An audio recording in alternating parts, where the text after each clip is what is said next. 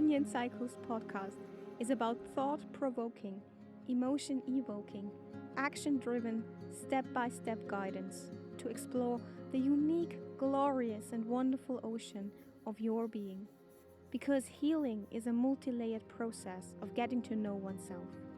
Become the self empowered empiric researcher by discovering the unique layers of your existence. With your host, Nadine Alma, welcome to the Holistic Healing Hub. Welcome to the Onion Cycles podcast.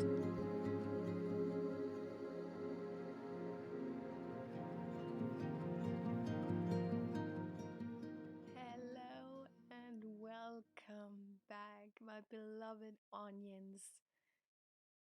Oh my goodness, 2 months. We're 2 months into this healing journey, and I feel so blessed that you're with me, that we are here in this warm and beautiful place of vulnerability and contemplation.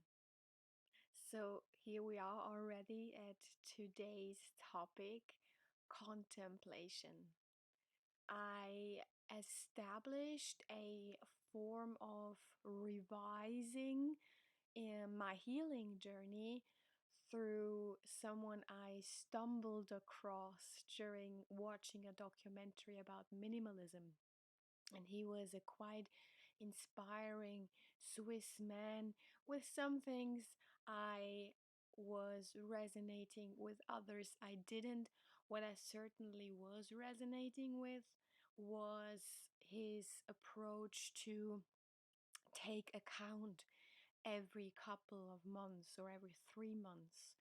The way he did it was quite elegant, so there are tools out there where you can send yourself an email at a certain point in time that you decide upon, and he would did that regularly. So he would send himself an email every couple of months or every 3 months with questions regarding his goals. So he set himself some goals, and then he sent himself an email for the future, in the future, to see if he reached these goals, and if not, why, and so forth.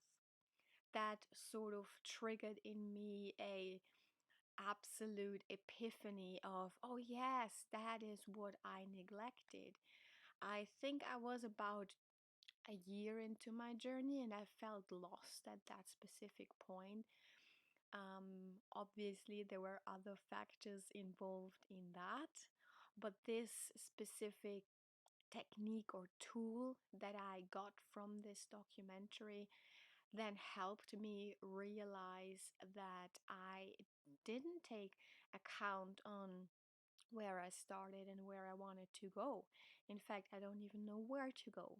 So we tie in what we learned in episode 1 about clarity. And the reason why I do this episode specifically, after having been on this journey for 2 months with you, I thought, wouldn't it be nice to have a whole week of contemplating how far we've already come? We also want to address a very interesting fact, that is that contemplation, reflection, philosophy, if you want, was a virtue at some point in human history.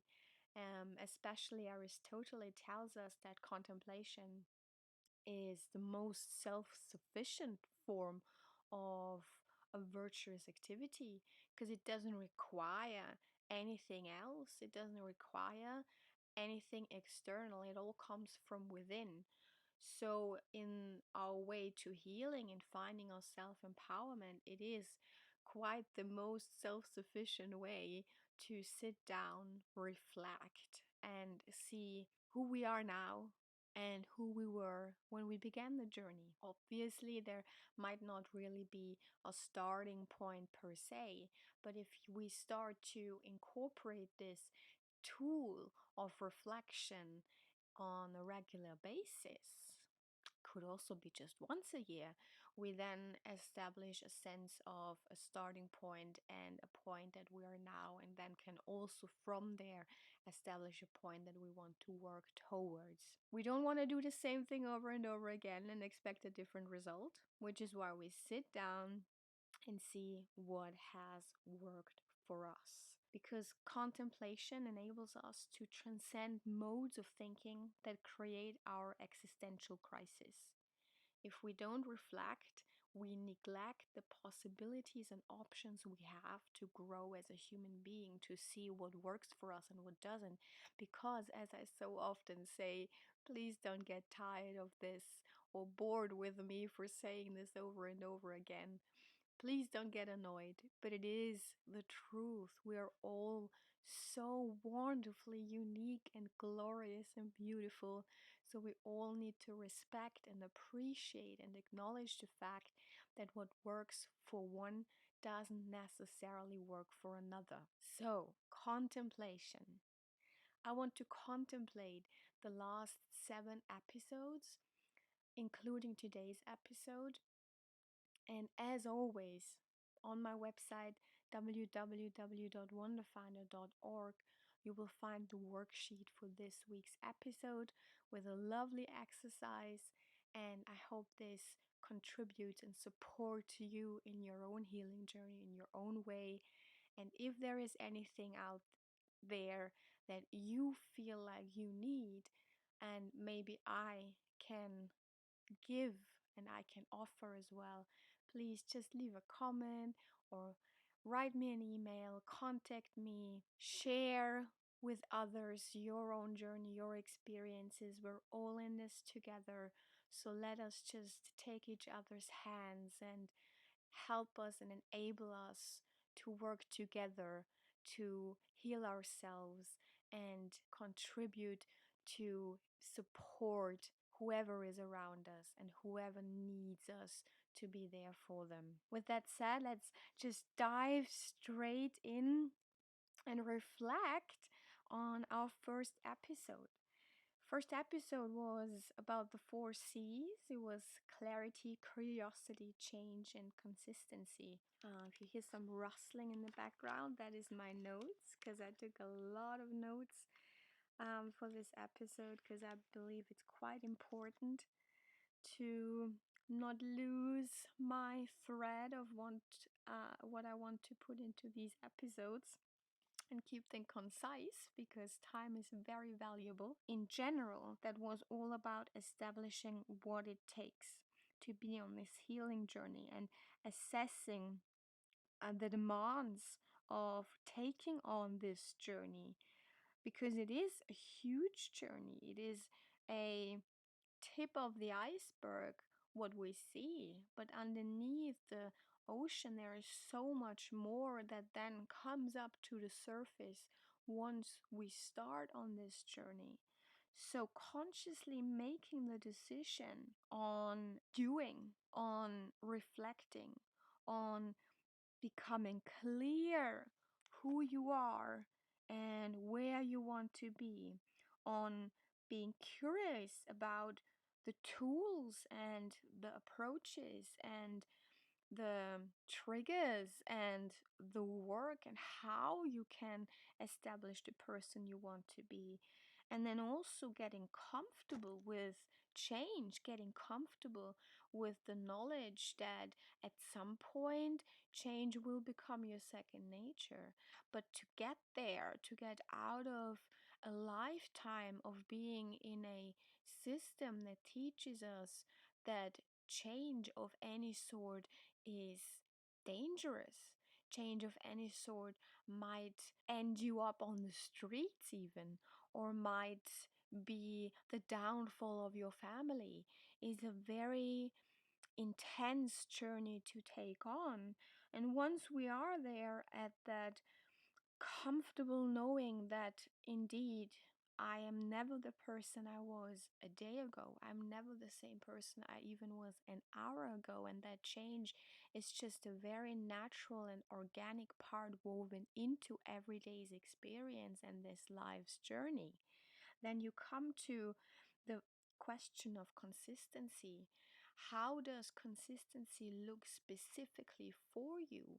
Because consistency in ignoring emotions and saying that conquering emotions in order to contribute valuable growth and thriving is only one way of looking at, one way of a perspective, and it might not work for you this way.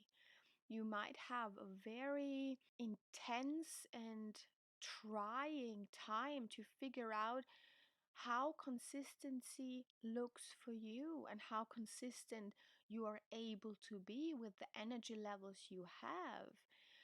Around us, everyone is telling us that in order to be successful, and whatever success means to these people doesn't necessarily mean the same thing to you.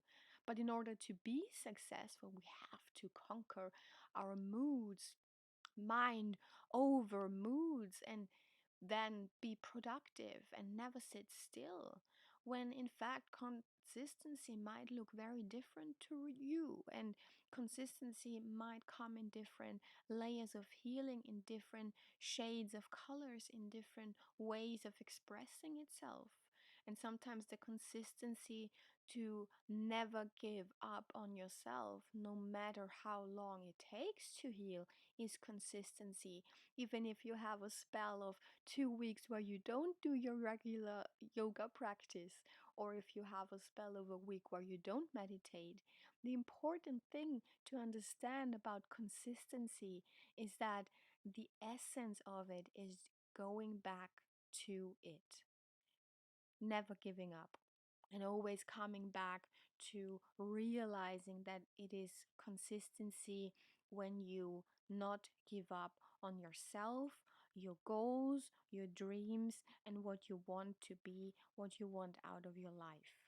So, in essence, our very first episode, The Four C's, was about consciously making the decisions to do the great work, knowing oneself, healing oneself, making oneself whole again. Which brings us to our second episode, all about gratitude. And gratitude was then an episode that was more action based. Because remember, the holy trinity of our healing journey is thinking, feeling, and acting.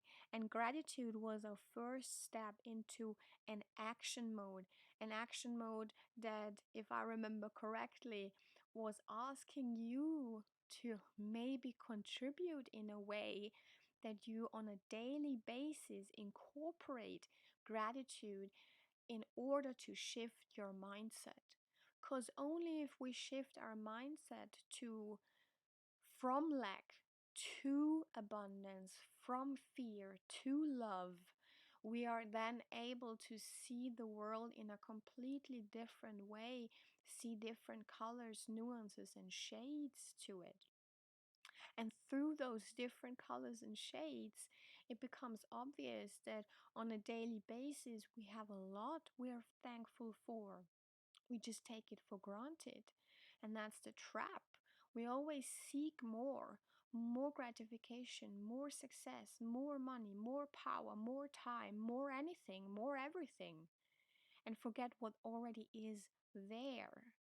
And then through this, knowing that there is already enough and there is already a lot, something shifts. And that magic happens that we automatically, because we see there already is so much, more has the chance to enter our life. Because the more we chase something, the farther it goes away. Whereas if we put ourselves into a situation where we just are in our essence, in our authenticity, we realize it comes to us because we open this channel. I sometimes see this picture of a child in the park chasing a butterfly, and then the child gives up the chase, sits down on the ground playing with grass, and the butterfly comes back and then sits on their hand because it comes now that it is not chase anymore. So practice makes master. Deeds are what shape our character. Now we know how a mindset shift from lack to abundance will impact our lives, from our thoughts to our emotions to our actions. And on we went into the doing part, the being active part of healing with our third episode by bringing all of this ungraspable, unseeable, not touchable approaches to our body. Because our body is the tool. Without our body, we are not able to have any sense of this world. We see, we hear, we smell, we feel, we touch, we have all of these beautiful senses that enable us to interact with this world and navigate our way through it. And by coming back to the body and realizing that breathing has a huge impact on how we perceive this world to be and has a huge impact in how we can navigate our way through it, we then enable us to be self empowered through mastering the art of breathing, through mastering ourselves and knowing ourselves better through how we observe our breath. If it's shallow, if we don't use our diaphragm, if we get the energy stuck in our head and not flowing through our body, we feel anxious, we feel depressed, we feel overwhelmed, we feel like everything is too much and we can't do anything at all. And then we come back and we experience this beauty and this joy of being alive by feeling deeply into our body and the strength it gives us every single day.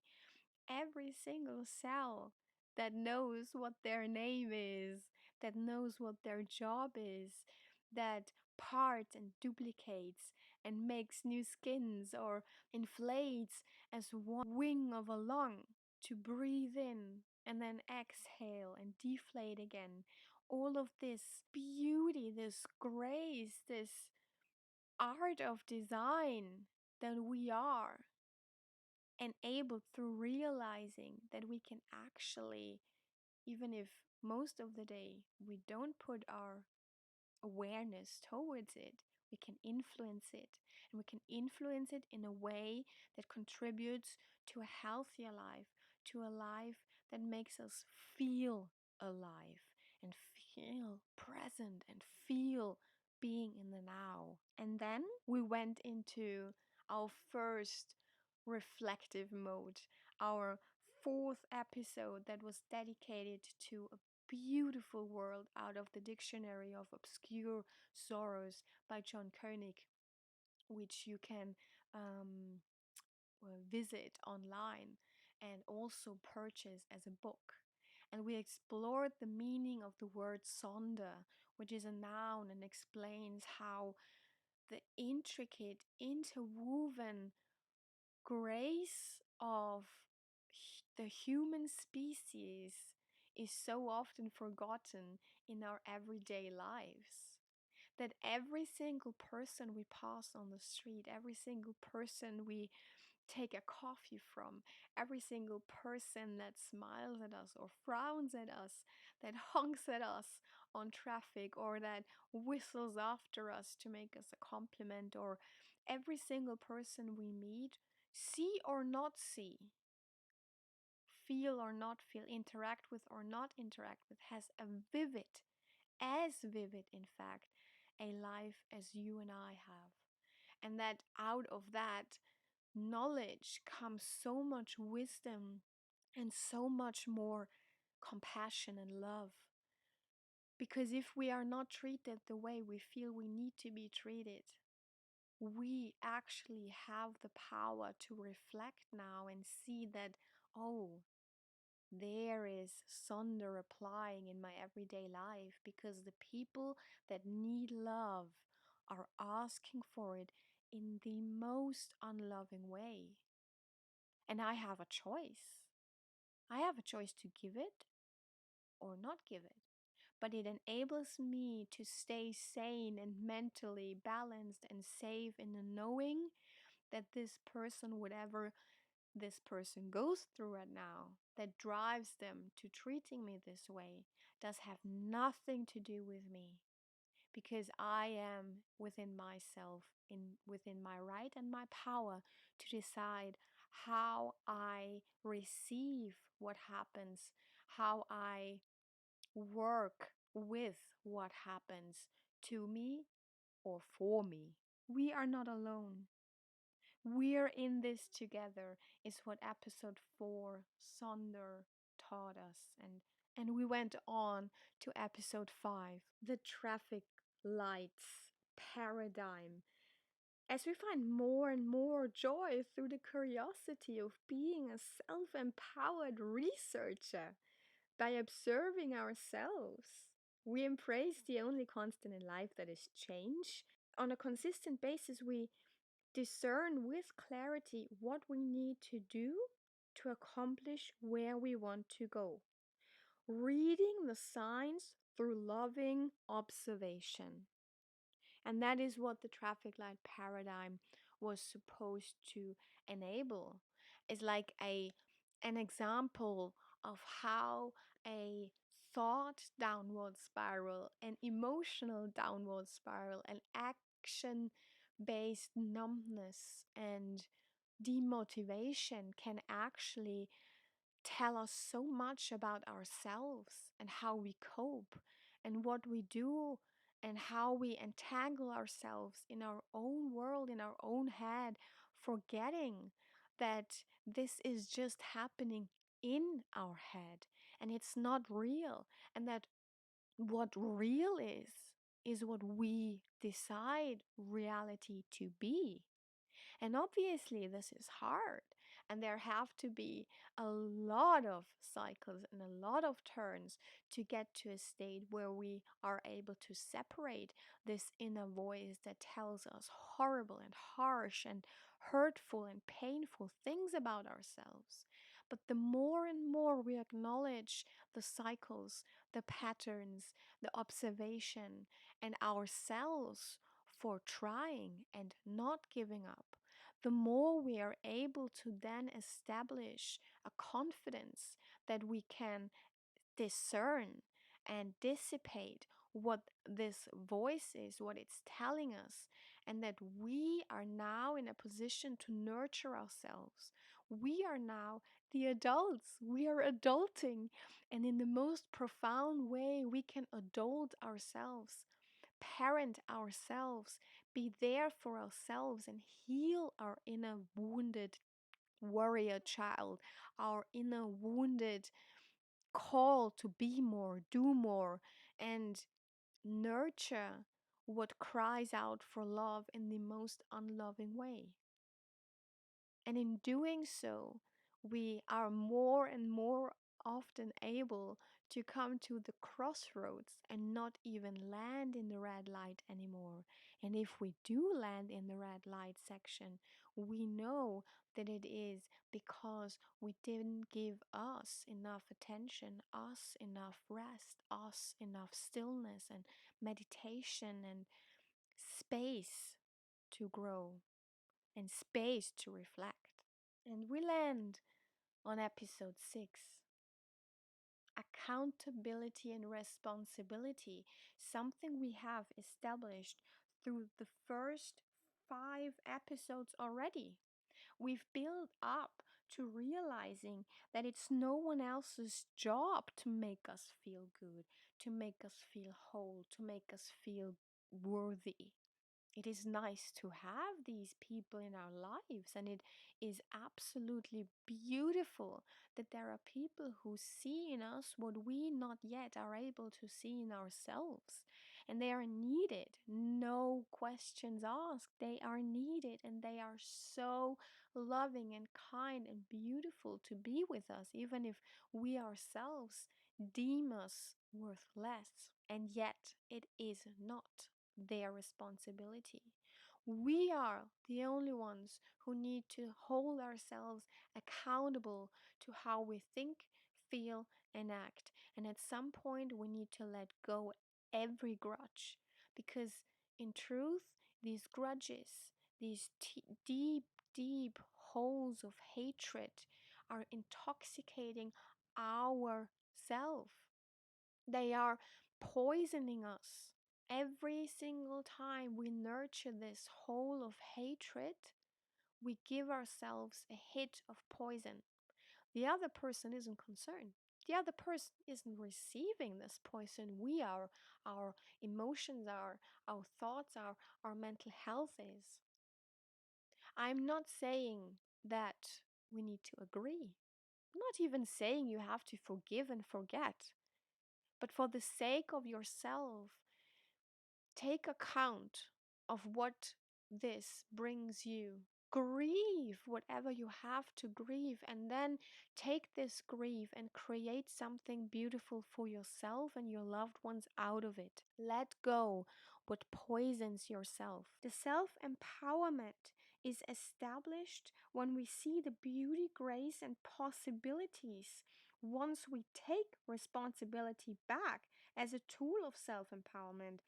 For our thoughts, emotions, and actions, recognize that everyone is doing the best thing they can with the knowledge they have at the time they are in and the innate self love they experience. No one else is to be held accountable for our life. Hard truths, and they take time. So be kind to yourself, be patient with yourself, but know that accountability and responsibility is in no way diminishing you by pulling you out of victimhood, pulling you out of hatred. No, it is empowering you. Which brings us to another episode that was dedicated to less of a mental, spiritual, and emotional work and more of a action driven part of our journey, which is rituals and routines. Obviously, there was a lot of thinking involved, like what is the difference between a ritual and a routine? But by establishing that, we take a close look now after going through 2 months of observation and for the first time recognizing how we treat our everyday existence in the external, how we wash the dishes, how we do tasks we don't really want to do or feel drawn to do, how we treat our everyday existence. Where do we apply pressure? Where does our focus and attention go? Therefore, where does our energy flow? And how can we create the inner growth in our everyday life experience? That is what rituals are. It's a meaningful awareness practice of realizing that life can be magical. I heard people call it the main character feeling, the being the main character in your own movie every day with the most mundane tasks by just slowing down and transforming them magically from a have to a want to experience. Which brings us to now, our episode 8.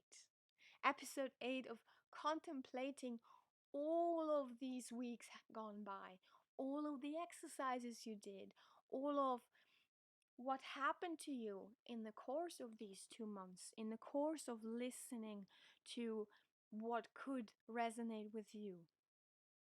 Where did we start out? Where are we now? What worked for us? And what tools did not work? And how did we cope discovering they did not work? What are we going to do next? What are we trying out next? Are we still curious about trying out new tools? And what has changed? Have we changed? All of these beautiful questions obviously don't have to be answered right now. All I wanted to do in this episode was a sort of pat on the back because we as humans, we tend to not acknowledge ourselves enough. We don't pride ourselves for having done something, having accomplished a change or something that we wanted to accomplish. We sort of move on to the next thing without taking time to reflect on what this did to us and how it changed us.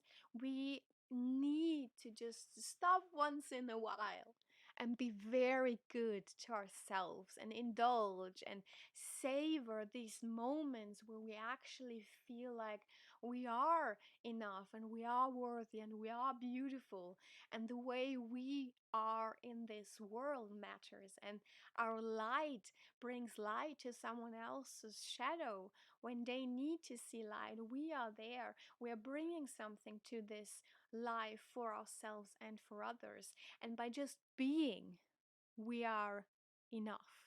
By just being, we are worthy. I wanted this episode to end with a wish I have, something I wish for you to do this week to celebrate yourself, to take some time. Commit to taking some time this week and doing something that is solely for your own benefit. Create something without it needing to be beautiful or sellable. Go out for a tea or a coffee, watch people, watch animals, go to the park, go to a gallery, go to the movies, or watch a movie at home and have all your beloved sweets around you to indulge. Cook yourself a healthy, wonderful meal that you searched a recipe for and did some grocery shopping specifically for that purpose. Savor your existence, savor your light, savor what you bring to this world. I thank you with all my heart that you took time out of your day to invest in yourself, to listen to me go on tangents and ramble about how wonderful we all are. And know this, I see you and I understand you, and I have my fingers crossed for you that you are able to create the life you want, to be the person you want. I root for all of us to become the best versions of ourselves. And I do appreciate you and I do love you very much. Until next time, my beloved onions.